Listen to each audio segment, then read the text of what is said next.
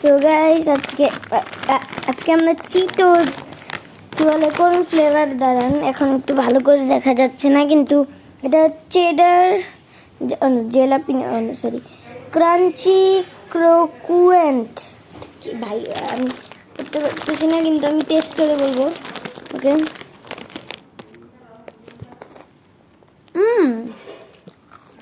লাস্টে একটা অনেক ভেজিটেবলের কিক আছে একটা, ব্রো।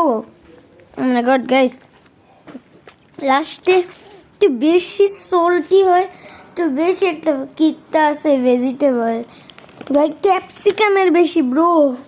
এটা তো রেড কিভাবে বানাইলো বুঝলে?